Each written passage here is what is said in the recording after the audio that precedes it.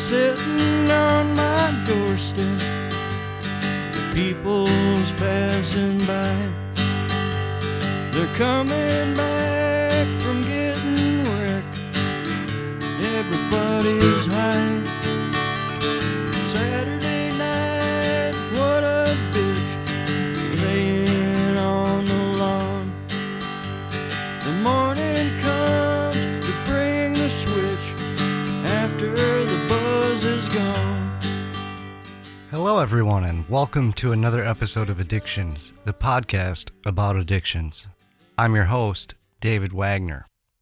On this episode, we are going to be continuing our series on recovery. On the previous episode, we kind of talked about some general topics regarding recovery. Things like triggers and stress, the benefits of having a strong support system, and how diet, nutrition, and exercise can really help those of us going through recovery from addiction. On this episode, we are going to kind of pick up where we left off last time around. As always, I just want to remind everyone that for information on where and how to listen to the show, you can visit addictionspodcast.com.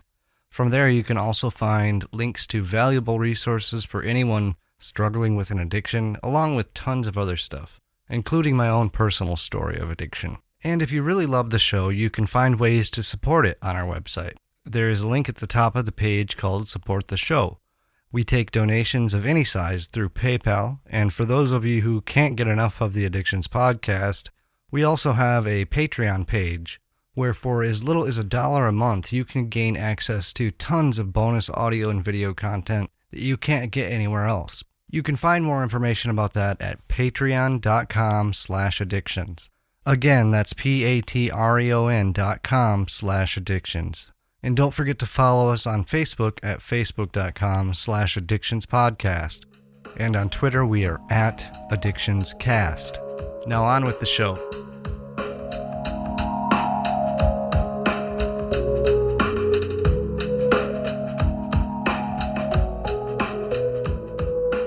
One of the first things that I'd like to talk about is what recovery from addiction is.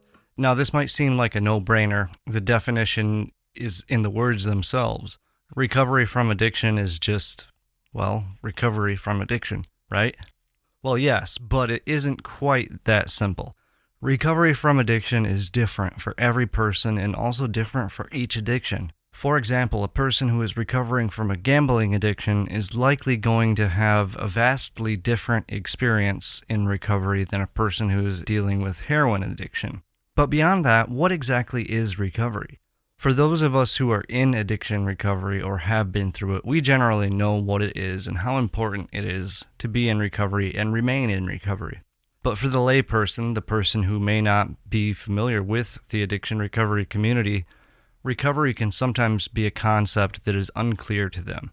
In a nutshell, recovery is a complicated and ever-changing process that includes all of the wonderful benefits to a person's physical and mental health when they get the help they need.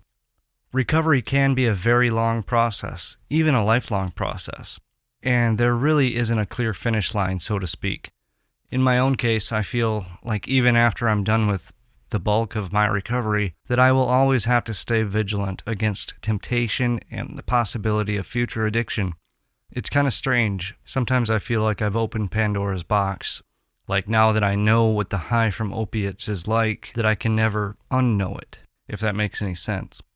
But again, recovery from addiction in a basic sense is a process of change where a person reaches abstinence and improved health and quality of life. And really there is no exactly correct way or right way to do recovery from addiction. Obviously, there are things that a person can do wrong in recovery, but that is the same for pretty much any aspect of life.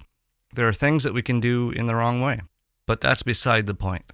There are many different routes to choose from on the road to recovery. The trick is to find the path that best suits your individual needs and that works for you.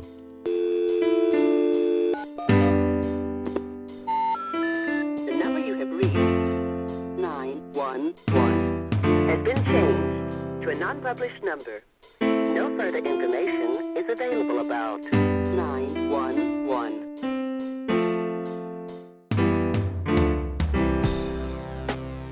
For a bit better understanding of addiction recovery, the Substance Abuse and Mental Health Administration has put out a list of what it calls 12 guiding principles of recovery, and I'm just going to go ahead and read this list verbatim.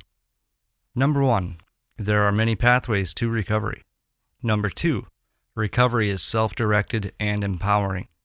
Number 3, recovery involves a personal recognition of the need for change and transformation. Number 4, recovery is holistic. Number 5, recovery has cultural dimensions. Number 6, recovery exists on a continuum of improved health and wellness. Number 7, recovery is supported by peers and allies. Number 8, recovery emerges from hope and gratitude. Number 9, recovery involves a process of healing and self-redefinition. Number 10, recovery involves addressing discrimination and transcending shame and stigma. Number 11, recovery involves joining or rejoining and building or rebuilding a life in the community. Number 12, recovery is a reality. It can, will, and does happen. Now that is really a pretty all-encompassing list, and I really can't think of anything major that is missing. The second item on the list about recovery being empowering is so true, especially at the very beginning of recovery, but it's almost like there's a honeymoon period where a person who is starting recovery just feels super positive and just really empowered, ready to take on the world. Unfortunately, shortly after this honeymoon period is when most relapses occur. Once that positivity starts to dwindle, it is easier and easier to slip back into our old ways and give in to temptation. But there are little tricks that we can use to our advantage if and when this happens. One thing that I feel works really great is just remembering how much hell our addictions have put us through, and then thinking about how giving in to temptation will set us back 2 steps and force us to start our recovery process all over again from the very beginning. Anyways, now that we've gotten a pretty in-depth idea of what addiction recovery is, which is probably something I should have put in the last episode, but anyways, now that we have a solid understanding of what recovery is, let's discuss some of the things that are important to remember and consider while we are in active recovery. The first one is something that I've already mentioned, and that is the fact that recovery is a bit different for everyone, and there isn't a one-size-fits-all program. It is a much better approach to kind of custom build your own recovery program and lifestyle.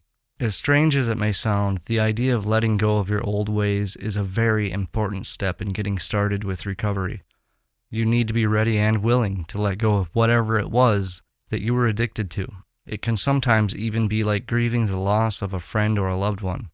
I mean, it's incredibly likely that you spent years with a certain behavior or drug of choice, so it's logical to realize that you have to let go, like dust in the wind. Although recovery is great, we should also keep in mind that there is no quote-unquote cure for addiction. In some ways, I suppose this is why people who have beat past addictions refer to themselves as recovering addicts. It kind of serves as a reminder that an addiction is never really fully cured, kind of like cancer going into remission. But this should not be a reason for despair. Although it would be nice if there was a vaccine or an antidote against addiction, just because there isn't an exact cure for addictions does not mean that a person can't beat it, because you can, and it's just that simple. Lifestyle change is another huge aspect of recovery, and it's worth keeping in your mind. A lot of people would like to think that they can continue living the same lifestyle that they did before getting treatment for an addiction, but unfortunately, this is generally not the case. If a person continues to put themselves in situations where substance abuse or behaviors that they were hooked on is prevalent, then the chances of that person engaging in the use of that substance or behavior, it increases exponentially. This includes people, places, and things. And even more important than simply changing a person's external surroundings, what is inside usually needs to be changed as well. Inner change and adjusting how a person deals with emotions will truly lead to long-term recovery from addiction. The old saying, change your mind, change your life, couldn't be more true.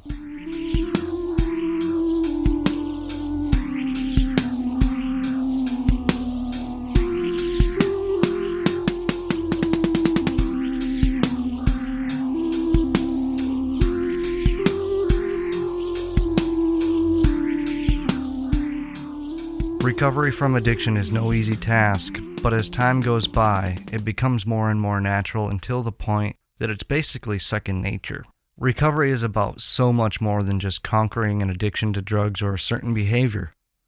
It is literally a total transformation of body, mind, and spirit. And it's different for all of us. While some people can speed right through many of the stages of recovery, others need to take more time, and that's okay. There's nothing wrong with that. Recovery from addiction is not a race.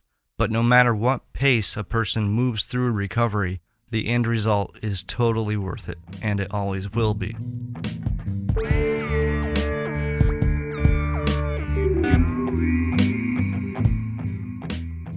As always, I want to thank you all so much for listening to the show. And remember, never quit quitting. You spent your money freely, then you smashed your only car. You aren't what you are really. You missed it by so damn far. Your head feels like it's in a blender, and you hate to see the dawn. Your stomach says return to sender after the buzz is gone. And Sundays you prayed Uncle John. You poisoned yourself last night. Mary slapped your friend Tom. You got in a hell of a fight. Monday comes and it's back to work. The week seems so damn long. The weekend's past, you're still a jerk after the buzz is gone.